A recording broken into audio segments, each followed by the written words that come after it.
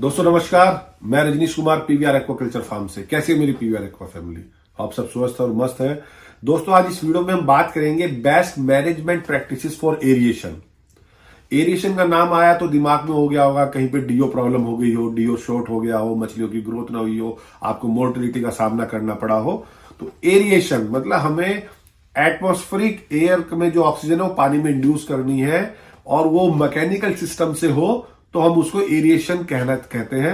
वो आपकी चाहे एरिएटर से हो, चाहे बोट चलाने से हो, चाहे आपको साइफन पंप चलाने से हो, चाहे नया पानी ऐड करने से हो, वो XYZ किसी से भी हो। तो हमें जब हम एरिएशन करते हैं तो क्या हमारी बेस्ट मैनेजमेंट प्रैक्टिसेस होनी चाहिए। सबसे पहले हमें एरिएशन के सिस्टम को ऐसा डिजाइन करना चाहिए कि पानी के अंदर सर्कुलेशन बने और जो एक स्ट्रेटिफिकेशन या कहेंगे पानी जो थम्सिया गया है वो ब्रेक डाउन हो जाए, पानी में हलचल मच जाए।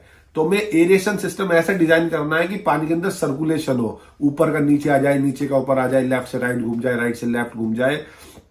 पैडल व्हील एरिएटर हो, डिफ्यूजर हो, आपके सेंट्रीफ्यूगल मोटर्स हो, वो कुछ भी हो सकता है। हमें पानी के अंदर सर्कुलेशन लेके आना है, सबटा सिस्टम में ऐसा डिजाइन करना चाहिए।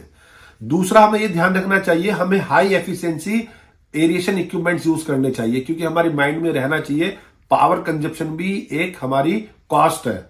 अगर आपने लो एफिशिएंसी यूज करे और पावर अननेसेसरी बढ़ रही है, बिजली का बिल एनहांस हो रहा है, तो वो भी आपकी मछली पे कॉस्ट पड़ेगी। हमें हाई एफिशिएंसी एरिएटर्स यूज करने चाहिए। तीसरा हमें यह ध्यान रखना चाहिए कि हमें नंबर ऑफ एरिएटर्स या नंबर ऑफ एरिएशन इक्विपमेंट्स अपनी वाटर बॉडी में जिसके अंदर हमारा मछली का बायोमास प्रोजेक्टेड है, हम इस वाटर बॉडी से इतना बायोमास निकालेंगे, उसके अनुपात में हमें ऑक्सीजन कितनी चाहिए उसके अकॉर्डिंग हमें नंबर ऑफ एरिएशन इक्विपमेंट्स लगाने चाहिए।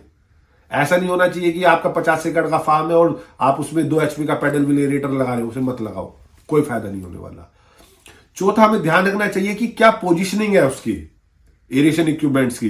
कहीं ऐसा तो नहीं है वो डाइक को ही हमारा डैमेज कर दे रहा है, हमारी कॉस्ट बढ़ जा रही है, हमारे जो स्लज है उसको वो सेटल ही नहीं होने दे रहा है। हमें पोजीशन बहुत ही ज्यादा ध्यान रखनी होती है।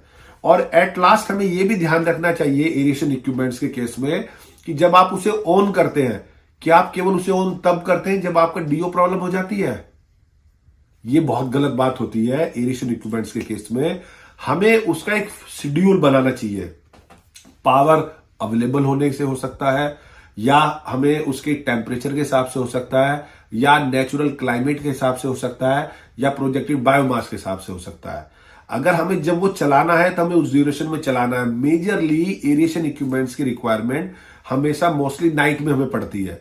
जब हमारी नाइट में डीओ शॉर्ट हो जाता है ड्यू टू रेस्पिरेशन, तो हमें ध्यान रखना चाहिए कि अब हमें वहां पे ऑन होना चाहिए। हम केवल इस बात का ध्यान ना करें कि हम केवल तब चलाएंगे जब हमारा डीओ मीटर हमें रीडिंग कम बताएगा, तो आपको मास मोर्टेलिटी का सामना करना पड़ सकता है। तो एरिएशन के लिए best management, high efficiency aerators, good locations, good strategically place, main focus circulation of the water in your water body, जिससे कुछ भी नहीं होगा तो एटमॉस्फेरिक एयर की जो ऑक्सीजन 21% वो इंड्यूस हो जाएगी। मछलियों को ऑक्सीजन मेजरली 2 एक्टिविटी के लिए चाहिए केवल, एक स्विम के लिए, एक अपने खाना पचाने के लिए। तो हमें ध्यान रखना है कि हमारी वाटर बॉडी हमेशा ऑक्सीजन रिच रहनी चाहिए, हमेशा ग्रेटर देन 3 ppm होनी चाहिए, कि जिससे कि मछलियों को डीओ शॉर्ट ना पड़े। जो एयर ब्रीदर मछलीज रहती हैं, जो कैटफिश रहती हैं, वो तो सरफेस पे आके ऑक्सीजन एटमॉस्फेयर से कंज्यूम कर लेती है, लेकिन जो कार्प्स रहती हैं वो राजा साहब होते हैं। अगर ऑक्सीजन डेफिसिट होती है तो मास मोर्टेलिटी हो जाती है। तो बने रहे अपने पीवीआर एक्वा यूट्यूब चैनल पर और जानते रहे फिश फार्मिंग से रिलेटेड बातें। धन्यवाद।